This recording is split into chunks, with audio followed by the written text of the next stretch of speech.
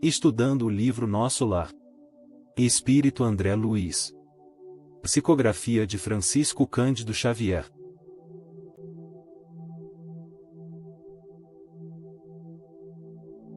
Considerações iniciais.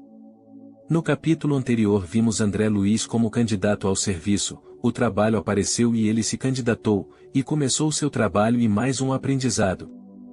Poderia até ter ido descansar, mas se ofereceu para trabalhar no turno noturno, fazendo horas extras, como chamamos aqui na Terra.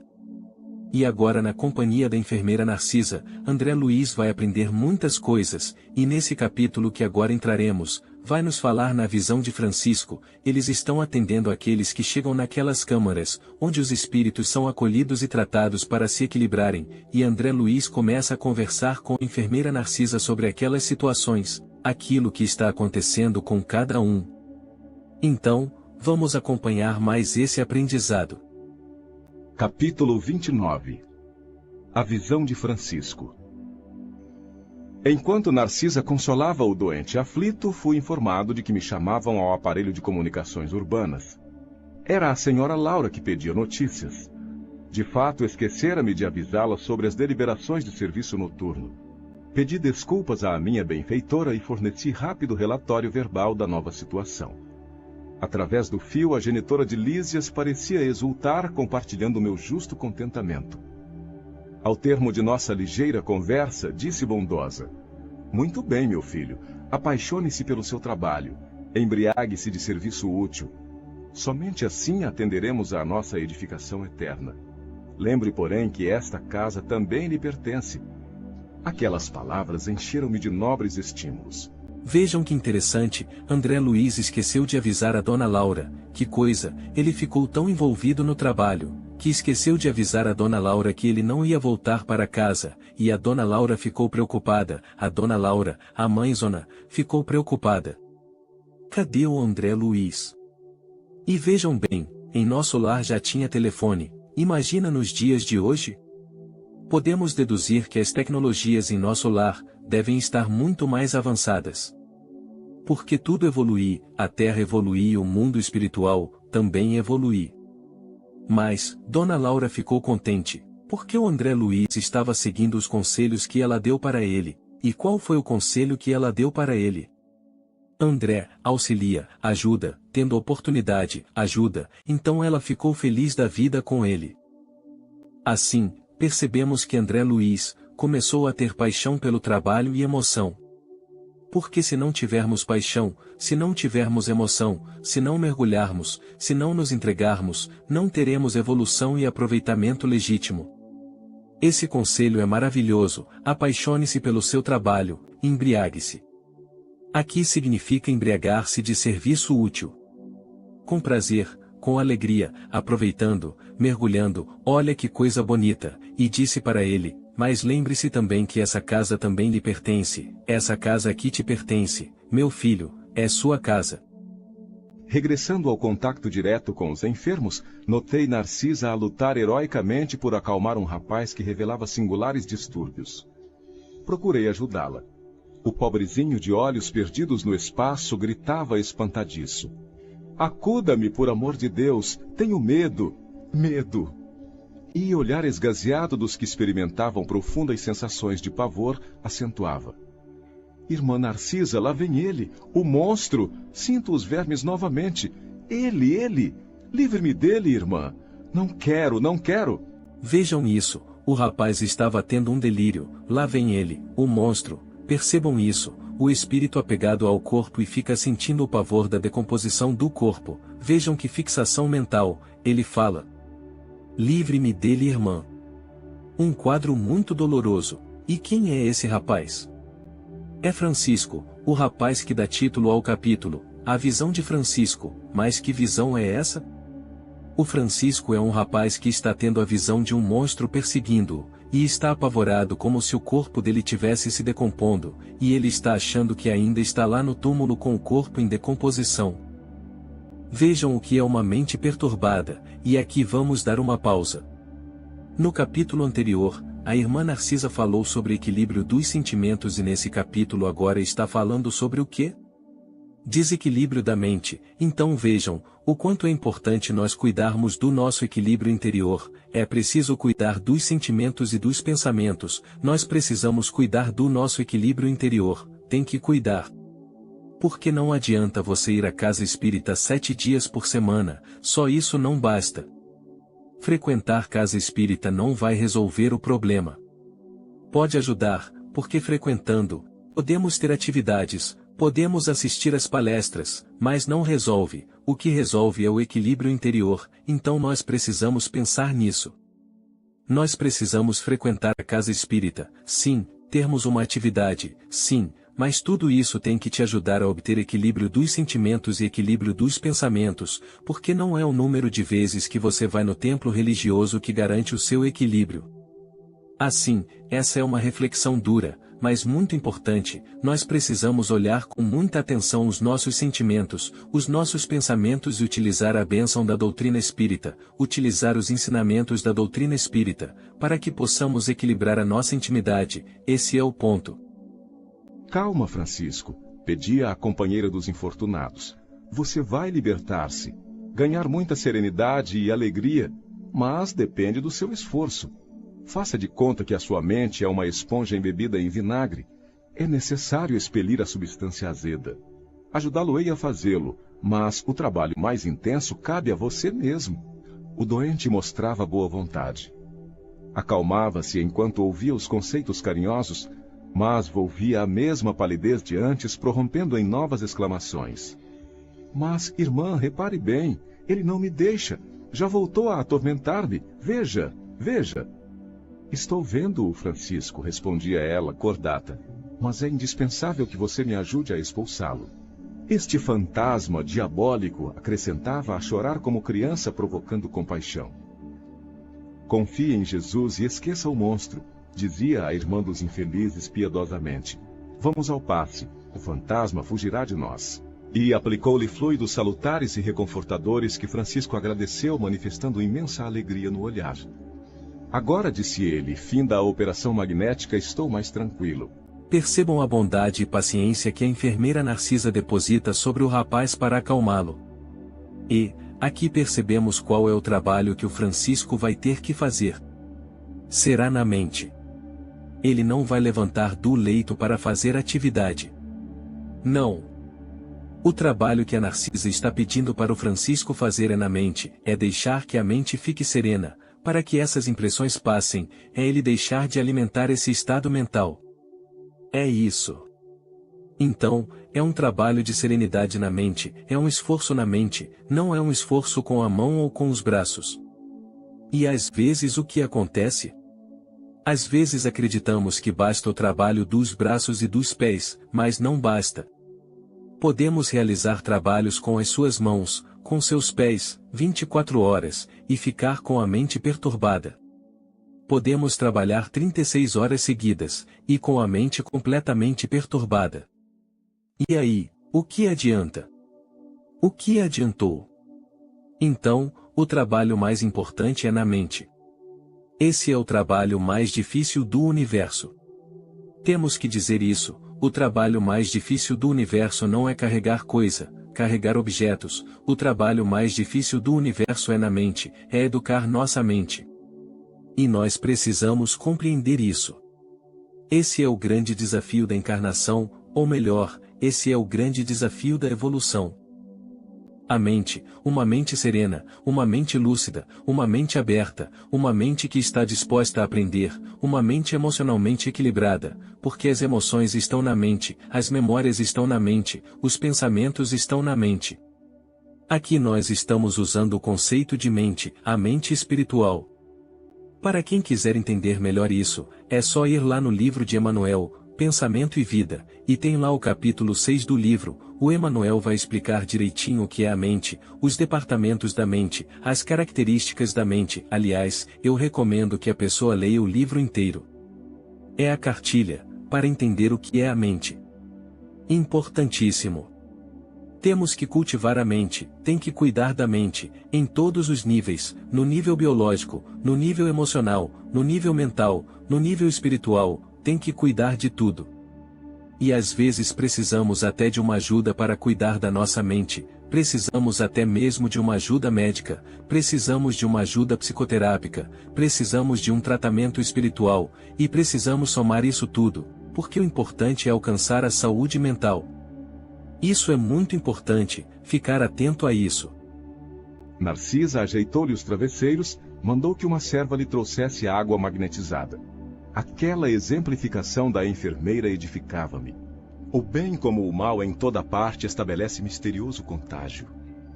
Observando-me o sincero desejo de aprender, Narcisa aproximou-se mais, mostrando-se disposta a iniciar-me nos sublimes segredos do serviço. A quem se refere o doente? Indaguei impressionado. Está porventura assediado por alguma sombra invisível ao meu olhar? A velha servidora das câmaras de retificação sorriu carinhosamente e falou: trata-se do seu próprio cadáver. Que me diz? Ornei espantado. Vejam que interessante o carinho que a irmã Narcisa utilizava, porque o bem contagia, o bem também se espalha, o bem também envolve todos ao redor e esse carinho, esse respeito da irmã Narcisa, essa psicologia que ela tem, essa maneira sábia e empática, essa empatia dela para lidar com o adoecimento, espalhavam um clima de serenidade, de paz e de tranquilidade. André Luiz acreditava que existia mesmo um espírito, alguém que estava perseguindo o jovem desencarnado, acolhido nas câmaras de retificação. E a irmã Narcisa explicou que esse monstro de quem Francisco falava, era uma imagem do próprio cadáver dele. Assim, podemos imaginar que cena de horror. E André Luiz ficou impressionado. E agora vem outra lição maravilhosa, porque todos nós aqui vamos passar pela desencarnação. E será que estamos suficientemente preparados para o momento da nossa desencarnação? O pobrezinho era excessivamente apegado ao corpo físico e veio para a esfera espiritual após um desastre oriundo de pura imprudência. Esteve durante muitos dias ao lado dos despojos, em pleno sepulcro, sem se conformar com situação diversa. Queria firmemente levantar o corpo hirto, tal o império da ilusão em que vivera, e nesse triste esforço gastou muito tempo. Amedrontava-se com a ideia de enfrentar o desconhecido e não conseguia acumular nem mesmo alguns átomos de desapego às sensações físicas. Não valeram os socorros das esferas mais altas, porque fechava a zona mental a todo pensamento relativo à vida eterna. Por fim, os vermes fizeram-lhe experimentar tamanhos padecimentos que o pobre se afastou do túmulo tomado de horror. Começou então a peregrinar nas zonas inferiores do umbral. No entanto, os que lhe foram pais na terra possuem aqui grandes créditos espirituais e rogaram sua internação na colônia. Trouxeram-no os samaritanos quase à força. Seu estado, contudo, é ainda tão grave que não poderá ausentar-se tão cedo das câmaras de retificação. Vamos deixar cada um imaginar como que o Francisco desencarnou o jovem. Apegado ao corpo, desencarnou por suicídio indireto, desencarnou por imprudência. Será que por imprudência ao volante? Será que por imprudência no uso de bebida alcoólica? Será que por imprudência de alguma droga? Será que por imprudência na prática de algum esporte? Imprudência, imprudência. Agiu de maneira imprudente, de maneira irresponsável e perdeu a existência corporal e além disso era extremamente apegado ao corpo. Prestemos atenção. Onde está a causa dele estar vendo o cadáver dele mesmo? É porque ele está sendo castigado por ser apegado ao corpo. Ele está vendo o seu cadáver não é porque ele está sendo castigado por ter sido imprudente, não. Ele está sofrendo essa situação por revolta, por inconformidade com a morte física. Percebemos que, tão logo ele desencarnou, ele ficou ali vários dias do lado do cadáver dele apegado, inconformado com a situação, essa que é a causa do problema da alucinação. É evidente que ele não está numa situação boa, afinal de contas ele praticou suicídio indireto, a situação dele não é boa. Está claro que ele era apegado ao corpo, mas ele não precisava estar nessa situação, ele não precisava estar nesse quadro de alucinação. O problema do Francisco é esse, inconformação e revolta, e nós vamos perceber isso, porque um dos maiores problemas do espírito que desencarna é a revolta, a inconformação e teimosia. Se conseguirmos vencer a revolta, a inconformação e a teimosia, já avançaremos muito. Se tivermos humildade e aceitação, seremos ajudados, seremos acolhidos. No entanto, se nos fecharmos na revolta, não tem como sermos ajudados, não tem como, fica difícil. Imaginem isso, o espírito ficar ali tentando levantar o próprio cadáver. Levanta, levanta, vejam que apego, vejam que obsessão, obsessão no sentido de ficar obcecado na ideia de ficar ali com aquele pensamento fixo, e gastou muito tempo. E percebam o que a Narcisa falou, que ele não ficou desamparado. Não valeram socorros das esferas mais altas, porque fechava a zona mental a todo o pensamento relativo à vida eterna. A esfera mais alta enviou vários tipos de ajuda e de socorro, tentou socorrer ele várias vezes.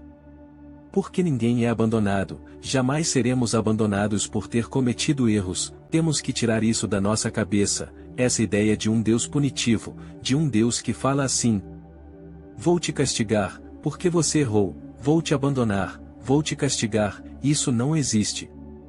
Assim, vários socorros foram enviados para ele, as esferas mais altas tentando tirar ele daquela situação, mas o que aconteceu? Ele fechou o pensamento, não queria pensar em vida eterna, não queria pensar em vida espiritual, não queria pensar em mais nada, ele só queria recuperar o corpo dele que estava morto. Perceberam? É aqui onde está o problema, isso é o que nós precisamos mudar, nossa mente. Porque tem muita gente que acha que quando alguém comete erro e desencarna é punida, vai ser castigada, vai ser perseguida, não é isso. São as fixações mentais que impedem a pessoa de ser socorrida. Então qual foi o conselho para o Francisco? Abre a tua mente, e essa é a lição para todos nós aqui. O amigo que lhe foi genitor na carne está presentemente em arriscada missão distante de nosso lar. E vem visitar o doente? Perguntei. Já veio 2 vezes e experimentei grande comoção observando-lhe o sofrimento discreto. Tamanha é a perturbação do rapaz que não reconheceu o pai generoso e dedicado. Gritava, aflito, mostrando a demência dolorosa. O genitor que veio vê-lo em companhia do ministro Pádua do Ministério da Comunicação pareceu muito superior à condição humana, enquanto se encontrava com um nobre amigo que obtivera hospitalidade para o filho infeliz. Demoraram-se bastante comentando a situação espiritual dos recém-chegados dos círculos carnais. Mas quando o ministro Pádua se retirou, compelido por circunstâncias de serviço, o pai do rapaz me pediu-lhe perdoasse o gesto humano e ajoelhou-se diante do enfermo. Tomou-lhe as mãos ansioso como se estivesse a transmitir vigorosos fluidos vitais e beijou-lhe a face chorando copiosamente. Não pude conter as lágrimas e retirei-me deixando-os a sós. Não sei o que se passou em seguida entre ambos, mas notei que Francisco desde esse dia melhorou bastante. Percebam que o pai, aquele havia sido o pai dele na Terra, já estava em condição evolutiva muito superior, vejam a elevação dele, mas ele veio ao seu encontro e se emocionou. Então, para quem ainda acha que espírito superior é pedra de gelo, leia esse parágrafo do livro várias vezes. O pai do rapaz, que é um espírito superior, diante do filho, ajoelhou e chorou como uma criança, em ver o filho naquela situação. Isso é o que? Isso é amor. E a Narcisa também chorou vendo o pai naquela situação, ficou comovida, empatia. Imaginem as energias que esse pai transmitiu para o filho, imaginem. A demência total reduziu-se a crises que são agora cada vez mais espaçadas. Como tudo isso comove, exclamei sob forte impressão. Entretanto, como pode a imagem do cadáver persegui-lo? A visão de Francisco, esclareceu a velhinha atenciosa, é o pesadelo de muitos espíritos depois da morte carnal. Apegam-se demasiadamente ao corpo, não enxergam outra coisa, nem vivem senão dele e para ele, votando-lhe verdadeiro culto. E, vindo o sopro renovador, não o abandonam. Repelem quaisquer ideias de espiritualidade e lutam desesperadamente pelo conservar. Surgem, no entanto, os vermes vorazes e os expulsam. A essa altura, horrorizam-se do corpo e adotam nova atitude extremista. A visão do cadáver, porém, como forte criação mental deles mesmos, atormenta-os no imo da alma. Sobrevêm perturbações e crises mais ou menos longas, e muitos sofrem até a eliminação integral do seu fantasma. Vejam a sutileza. Apegam-se demasiadamente ao corpo, porque apegado nós somos, todos que estão encarnados, estão um pouco apegados ao corpo, é normal isso. Ficamos tão ligados ao corpo, atendendo a tantas necessidades do corpo, que é natural ficarmos um pouco apegados. O problema é ficarmos demasiadamente apegados. Assim, o problema é o exagero, apegado é normal, estamos encarnados, é correto, mas como em tudo na vida o problema é o excesso, o problema é o exagero, o problema é aquilo que passa da medida. Vejam a sequência que é importante, então primeiro a pessoa se apega exageradamente ao corpo, depois ela não enxerga mais nada só o corpo, depois ela começa a viver apenas para o corpo e apenas viver do corpo. Quarto passo, a pessoa começa a adorar o corpo, uma adoração, um culto ao corpo e depois quando ela desencarna ela não quer abandonar o corpo. Perceberam a sequência de exagero? Para chegar nesse ponto aqui temos que ficar muito obcecado pelo corpo, temos que ficar muito obcecado com a vida física. Para chegar nesse ponto aqui, temos que perder completamente a noção de espiritualidade, de interioridade, e estaremos completamente afogados na carne, perceberam? Ninguém chega nesse estado aqui no estalar de dedos, e ninguém chega nisso aqui sem querer, tem que querer muito para chegarmos nessa situação, uma total inversão de valores.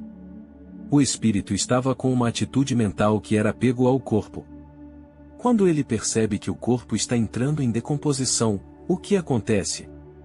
Ele começa a ter uma repulsa gigantesca, um medo, um pavor, um pânico, pânico total. Vai para um outro extremo. Então, sai de um extremo, que era o apego à idolatria, aquele amor doentio, e vai para o outro extremo que é da repulsa, do nojo, do pavor, do medo. Foi para o outro extremo. Notando minha comoção, Narcisa acrescentou: graças ao Pai venho aproveitando bastante nestes últimos anos de serviço. Ah, como é profundo o sono espiritual da maioria de nossos irmãos na carne. Isto, porém, deve preocupar-nos, mas não deve ferir-nos. A crisálida cola-se à matéria inerte, mas a borboleta alçará o voo. A semente é quase imperceptível e, no entanto, o carvalho será um gigante. A flor morta volve à terra, mas o perfume vive no céu. Todo o embrião de vida parece dormir. Não devemos esquecer estas lições. E Narcisa calou-se sem que me atrevesse a interromper-lhe o silêncio. Por que um sono espiritual? Porque o indivíduo encarna com compromissos, com atividades, precisa passar por provas, precisamos enfrentar algumas expiações. É preciso, todos nós precisamos reparar o mal que fizemos em outras vidas. E todos nós precisamos realizar algo. Por isso que nós encarnamos. Porque se não ficávamos no mundo espiritual, não é mesmo? Por que nós encarnamos? Nós encarnamos porque temos que lidar com o mundo material e lidar com muita prudência, com muito cuidado, com muita competência. Por isso que se chama prova. Está lá no livro dos Espíritos. A encarnação é uma prova. Você vem aqui praticar. Teoria é lá no mundo espiritual. Aqui é prática. Aqui é pôr a mão na massa. Lá no mundo espiritual lemos o livro de receita. Aqui temos que cozinhar. Temos que cozinhar todas as receitas que aprendemos. Por isso, esse caráter da prova. Somos testados. Somos testados na nossa paciência. Somos testados na nossa capacidade de amar. Somos testados na nossa capacidade de perdoar. Ora, como que alguém pode ser testado na sua capacidade de perdoar? Que teste é esse? É o teste da ofensa. Então, vamos ser ofendidos, vamos ser perseguidos, vamos ser caluniados e vamos ser difamados. Não é? É o teste. Então, vamos vir aqui para ser testados na habilidade de perdoar. Não adianta termos aprendido a teoria do perdão. Evoluímos com a prática do perdão. Não adianta aprendermos a teoria da paciência na casa espírita, precisamos ser testados. Percebem? Então, é colocar em prática, no entanto, não podemos perder nossa dimensão espiritual. É isso que a irmã Narcisa está dizendo. Não podemos dormir. Não podemos ficar aqui num sono profundo. Temos que acordar. Temos que despertar. Então, estamos aqui no mundo físico, temos que lidar com as questões do mundo físico. Mas, temos que estar acordados, estarmos despertos. E o que a irmã Narcisa está nos dizendo? A maioria está dormindo, está num sono profundo. Que sono? Está dormindo para as questões espirituais da vida. Para a dimensão espiritual da vida. Aproveitamos esse momento de conclusão do capítulo 29, e faremos um comentário baseado em material disponível no livro Evolução em Dois Mundos, também de André Luiz, psicografado por Francisco Cândido Xavier. O item chama-se Fluido Vivo. O pensamento é um fluido vivo. Por que vivo? Porque se tivermos o poder, damos o movimento a ele. Somos nós que fazemos ele se movimentar.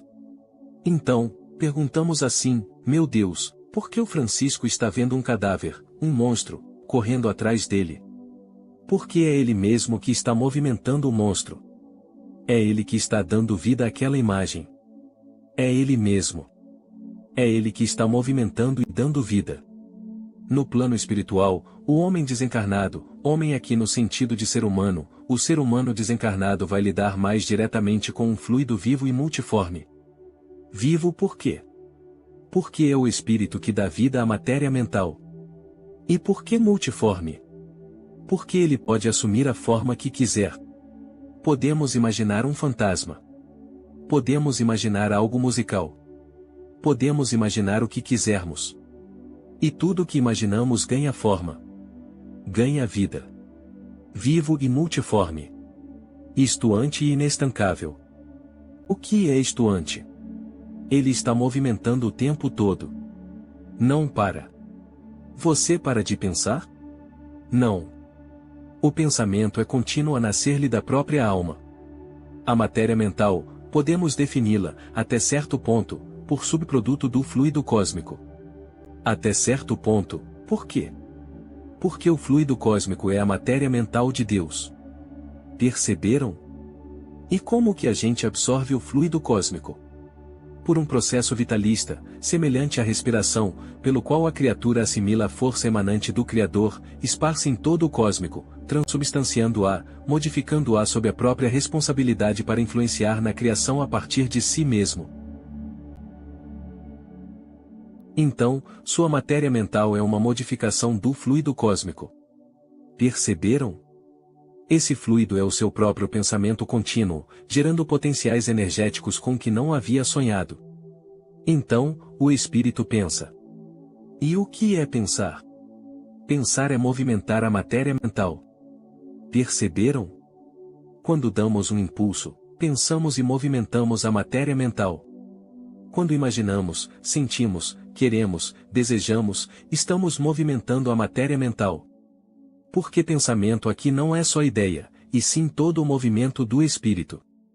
Ideia, sentimento, emoção, imaginação, tudo. Tudo o que fazemos, movimenta a matéria mental. Que matéria é essa? Fluido cósmico que você modifica. Por que você modifica? Porque colocamos o que é nosso, colocamos nossas emoções, nossas ideias, nossos preconceitos, colocamos nossas qualidades boas e ruins. E isso tem uma força, isso age. Tem gente que acha que no mundo espiritual é nuvenzinha, nuvem, algodão doce. Isso é lenda.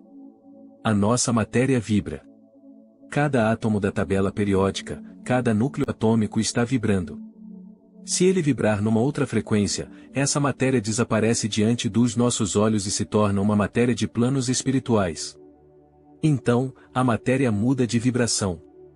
Sendo assim, a matéria que tem no mundo espiritual é a mesma matéria nossa, só que numa outra vibração, mas é a mesma matéria. O que acontece numa reunião de materialização? O médium doa ectoplasma, ele doa como se fosse citoplasma da célula, o espírito vem e cobre o perispírito dele com aquela gosma, com aquele citoplasma do médium. E aí conseguimos vê-lo. Ele estava invisível, aí colocam uma cobertura de leite condensado nele e começamos a enxergar. Precisamos sair dessa fantasia de que o mundo espiritual é algodão doce, é nuvem. É matéria com os mesmos átomos que estão aqui, vibrando uma outra vibração, e outros átomos que a gente não conhece, outros elementos químicos que a gente não conhece. Então, o que compreendemos? A vida não cessa, e a morte é o jogo escuro das ilusões.